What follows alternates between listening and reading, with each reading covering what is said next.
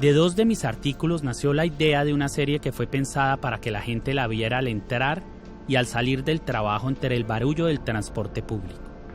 Por eso debían ser episodios de máximo 6 minutos. La gente en esos espacios brinca de un contenido a otro y muchas personas en Latinoamérica tienen un plan de datos que limita su tiempo de conexión.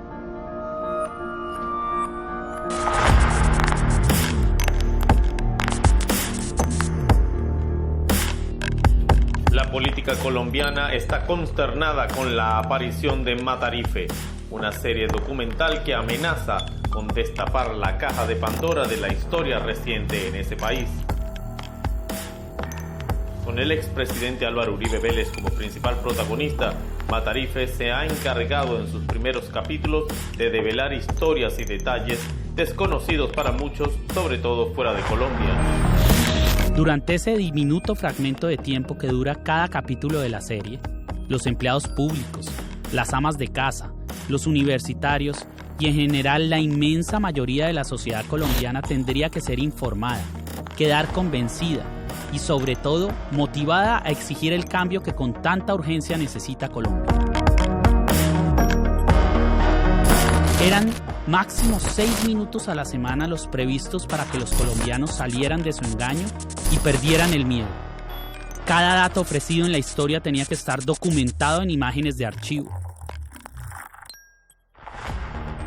Ese documental que es un documento histórico de compilación, cuidado con lo siguiente, soportado en hechos reales, en entrevistas, ¿cierto?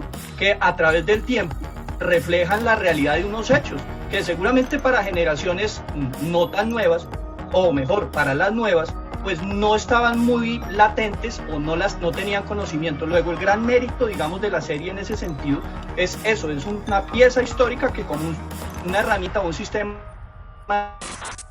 esa puesta de escena que genial, como señala Juan, logra capitalizar Daniel Mendoza. La verdad ya había sido investigada y publicada, pero estaba escondida en el espeso matorral de información que los grandes medios vendidos a los poderosos habían refundido en la esquina más oscura del archivador.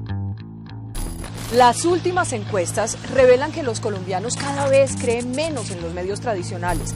Sin embargo, los colombianos no son bobos y saben que desde los medios de comunicación informan con intereses económicos, políticos y con sus amistades. Aquí me comprometo con la verdad, aquí los escucharé siempre y si no estamos de acuerdo, los respetaré. Los medios de comunicación son del poder.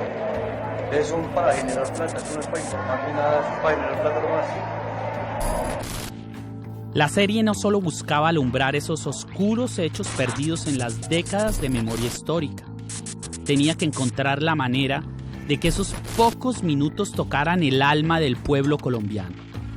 Se ha generado tanta expectativa, tanto escándalo, tantas repercusiones, respuestas, presidentes, políticos, de todo el mundo está hablando de la serie y lo más interesante es que es una serie que de 50 episodios solo ha pasado 4. El hecho de que cuyo protagonista sea el expresidente Álvaro Uribe genera toda una curiosidad por parte de la opinión pública. Que mejore o ayude a formar nociones más exactas de la vida o que sea producto de la realidad, no cumple esos requisitos en el mayor porcentaje de las palabras. Me parece que es novedosa por el formato, porque permite la rápida difusión, todo el mundo la puede ver, todo el mundo la puede difundir. Entonces uno se pregunta por qué no se había hecho algo así antes. Entonces es indiscutible que es innovadora en ese sentido. La serie crea un hecho político en Colombia, es decir, aparece otro relato en un momento histórico en que la imagen del expresidente Uribe alcanza niveles históricos de impopularidad. Es un relato que irrumpe la escena política en contraposición al relato uribista. Pero ¿es esto lo que necesita Colombia, al final de cuentas? Ya basta. Yo sí creo que Colombia tiene que saber la verdad para que pueda, digamos, haber una transformación. Se necesita saber la verdad y yo creo que Uribe tiene que contarnos muchas cosas. Eso empieza por desarmar ese relato que se ha creado, que él no sabe nada, él es una víctima. Entonces, en el momento en que se cuente la verdad, ahí sí ya podemos decir que se puede pasar la página. No pretendía que la serie fuera un mero difusor de la información, sino que esa información debía permitir estructurar una propuesta audiovisual y narrativa que pegara en el tuétano del inconsciente colectivo. El país llevaba 30 años atragantándose de violencia, dolor y sangre.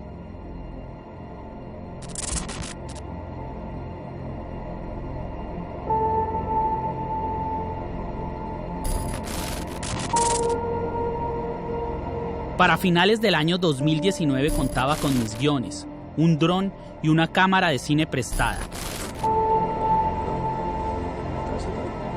La idea inicial era que yo fuera una sombra. Sin embargo, cuando inicié el proceso de creación de los guiones, entendí que si la finalidad era irradiar e infundir valentía a la sociedad colombiana, eso generaría aún más terror. Una sombra espanta.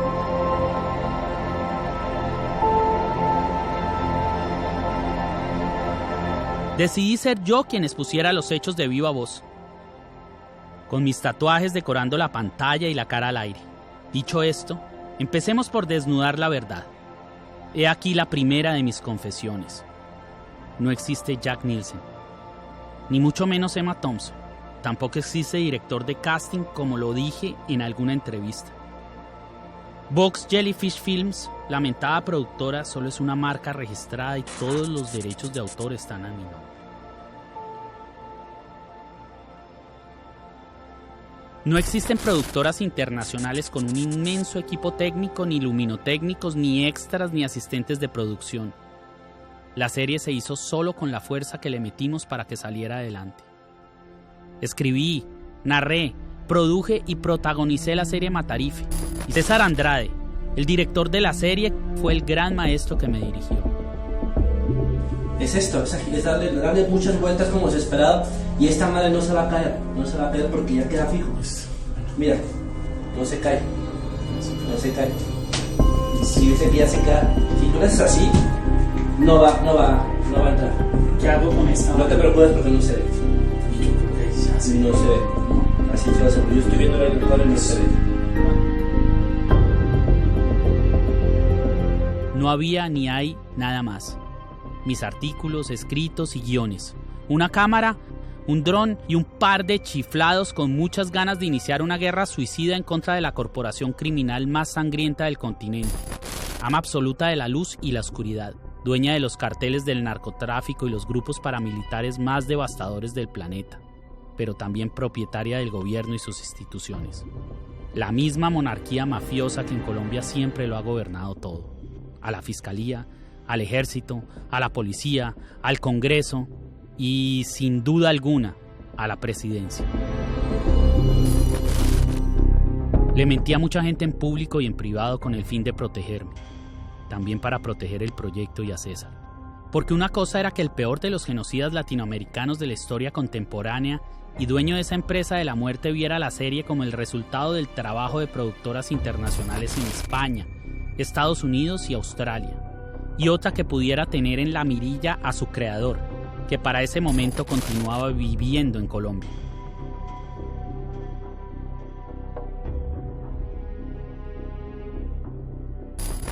Nuestra pregunta sobre Matarife en particular es que no hay respuesta sobre unas cosas que me parece que los lectores tienen derecho a saber. O sea, quién financia esa película, quién la dirigió, ¿no? Y a mí eso me parece un poco raro que sobre eso haya tanto misterio. ¿No? La respuesta de Daniel fue que eran 3 ONGs internacionales que le habían pedido hacer la película, y nosotros le preguntamos pues cuáles son los nombres. No puedo decirlo porque ellos tienen mucho miedo de que los maten, no sé, en Australia o no sé dónde, pues que es un poquito, pues a mí me parece que es un poco raro. Y quienes la dirigieron, unos jóvenes estudiantes en México, ¿no?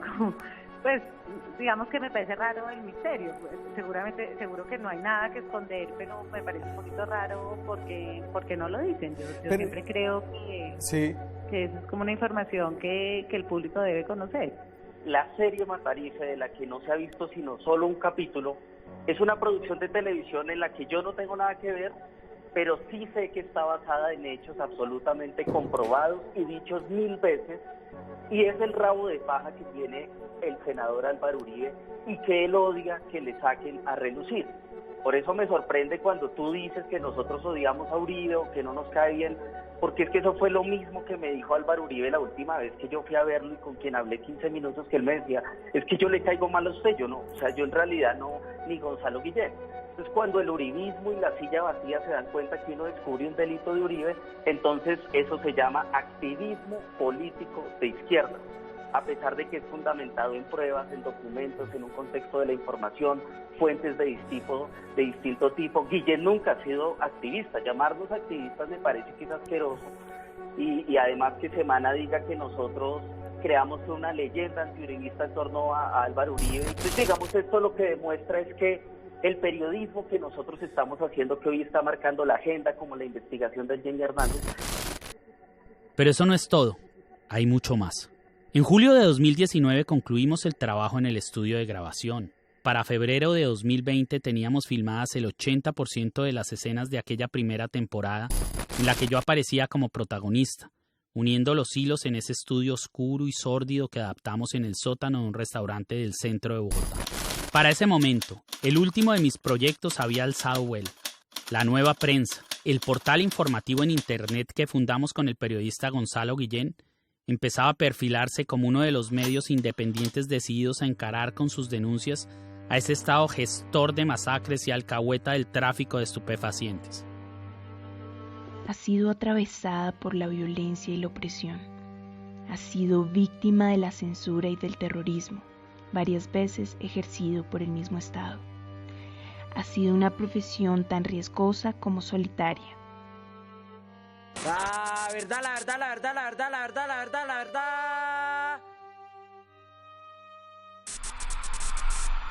Tras años de censura en la prensa tradicional, un grupo de periodistas y abogados encuentra en el nuevo mundo digital la oportunidad para difundir masivamente sus investigaciones. Es así como nace la Nueva Prensa. La Nueva Prensa ha sido reconocida por revelar investigaciones de interés nacional que han impactado al poder y a la opinión pública, y que han servido también como insumo para la justicia colombiana.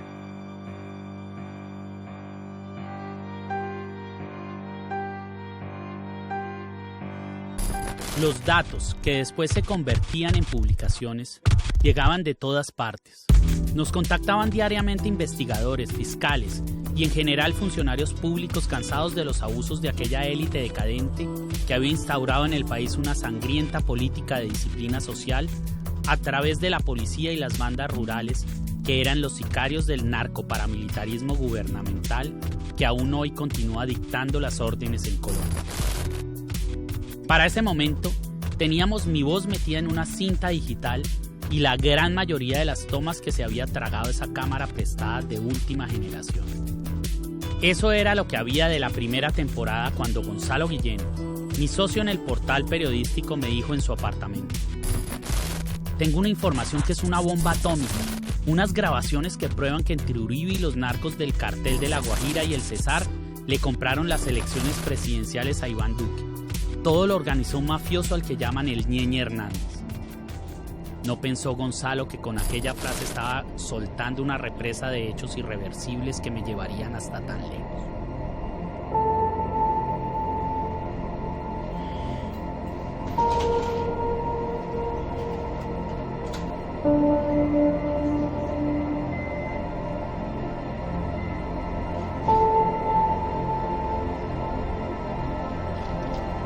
Los mismos que me tienen aquí, frente a todos ustedes, en este confesionario que aún no ha terminado de escuchar todas mis verdades.